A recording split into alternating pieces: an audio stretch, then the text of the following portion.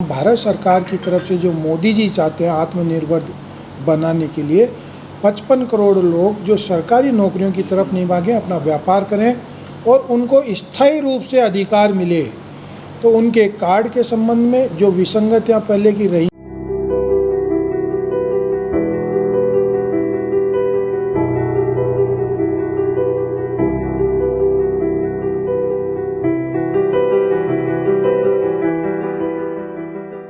नगर निगम heritage में वर्तमान में फुटकर व्यापार पुनर्वास समिति के तत्वावधान में हम सभी हमारी जो धारा 56 के तहत जो सदस्य बने हैं, हमारे पार्षद साथी हैं और हमारे सेक्रेटरी अंधाराम जी, उनके नेतृत्व में हमने आज ये बैठक रखी है।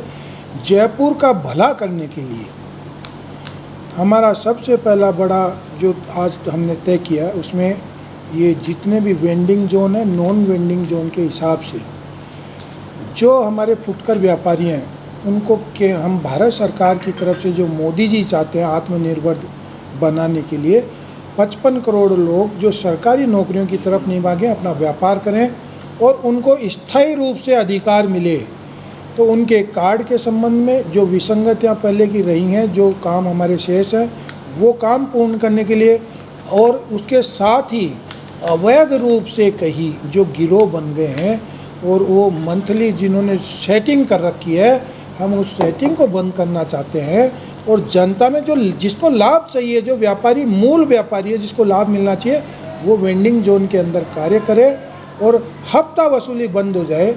खून पसीने से मेहनत कमा करके यदि वो किसी को देता है तो वो संगठित गिरोह हम उनको समाप्त करना चाहते हैं। समिति जो बनाई गई है ये इसीलिए बनाई गई है क्योंकि ये फुटकर व्यापारी ज़्यादातर हमें देखने में क्या आता है कि बाज़ारों के अंदर जितने भी जो ट्रैफिक की व्यवस्था ख़राब होती है वो फुटकर व्यापारी की वजह से होती है। पहले फुटकर व्यापारी फुटपाथ पे बैठ जाता है, फिर उसके बाद में कोई ठेला खड़ा हो जाता है, फिर उसके बाद में दूसरा ठेला खड़ा हो जाता है। तो उस तरीके से रोड जो है जहाँ 80 फीट का रोड है वो रोड हो जाता है 10 फीट का। तो अब समिति ने ये निर्णय लिया है कि जो भूमाफिया पनप रहे हैं इसमें भी, क्योंकि आप ये मत सोचिएगा कि भूमाफिया किसी चीज़ में भी नहीं, भूमाफिया इसमें भी पनप रहे हैं। वो जहाँ 50-60 के पास लाइसेंस है किसी चीज़ का फुटकर व्यापारी के पास में, वहाँ 500 ठेले लग रहे हैं। जहाँ अठवाड़ों के अंदर 200 की आइडियाँ ली जाती हैं, वहाँ 2000 ठेले लगते हैं। तो वहाँ सुनने में ये आया है कि वो लोग जो है पैसे उगाते हैं, भूमाफिया बने हुए उगाई करते हैं। उसमें कुछ लोग हो सकता है कि अधिकारी हमारे निगम के भी जो जाते हैं वो उनकी भी कोई मिली भगत हो। तो इन चीज़ों को सबको दूर करने के लिए आज इस कमेटी की जो मीटिंग बुलाई गई है वो इसीलिए बुलाई गई कि इनको ये मालूम चल जाए, जो नए नए मेंबर हैं कमेटी के, कि हमारे क्षेत्र अधिकार में क्या क्या तो आता है। Vending zone, non vending zone, फुटकर व्यापारी में कौन आता है, तय बाज़ारी में कौन आता है, इनको सबको बता करके उनको सबको हम एक चिट्ठी जारी करेंगे। पहले तरीके से उनको चिट्ठी जारी करके उनको समझाइश करेंगे, उनके अध्यक्षों को बुलाया जाएगा, उनको समझाइश करेंगे। अगर फिर भी वो नहीं मानते तो कानूनी कार्रवाई जिस तरीके से होती है कि नॉन वेंडिंग जोन के अंदर कोई अधिकार नहीं है किसी को, और जहाँ वेंडिंग जोन है वहाँ भी इन्होंने अतिक्रमण इस तरीके से कर रखे हैं कि बेतरतीब से इन्होंने जो लगा रखे हैं।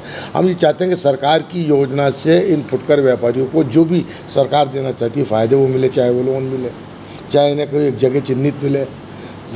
सेंटर से भी स्कीमें बहुत सारी आती हैं। तो होता क्या है कि जब इनके पास में कोई सिस्टम नहीं होता तो छोटा व्यापारी उन प्रोग्रामों से जो गवर्नमेंट की तरफ से आते हैं उनसे वंचित हो जाते हैं, उनसे वंचित रह जाते हैं। उनको ना तो फुटकर व्यापारी को लोन मिल पाता, ना कोई चिन्हित जगह मिल पाती है, ना कोई लाइसेंस मिल पाते। तो पिछले 4-5 साल में कोई समितियाँ बनी नहीं थी, 4 साल से अब समितियाँ बनी हैं। अब समितियाँ बनी है तो जाहिर है कि जो बचे हुए का जो दिन हैं, जो भी 4-5-6 महीने बचे हैं, इसमें हम किसी गरीबों का उद्धार कर दें, उनका भला कर दें, उनको वेंडिंग नॉन वेंडिंग जोन समझा दें, उनको जो तरीके से व्यापार करने का तरीका है वो बता दिया जाए। तो इस तरीके से जयपुर शहर का सुधार होगा। हमारे चेयरमैन साहब इस मामले में बहुत ये रखते हैं दिल में तमन्ना कि इनकी तरफ से कोई ना कोई सुधार होना चाहिए। जितना फ़ायदा गरीबों को पहुंच सके उतना हमारी समिति से लोगों को फ़ायदा पहुंचा दें और गवर्नमेंट से जो भी स्कीमें आती हैं उन स्कीमों के फ़ायदे इनको मिलें। इसलिए समिति की मीटिंग आज पहली मीटिंग रखी गई है और आने वाले और मीटिंग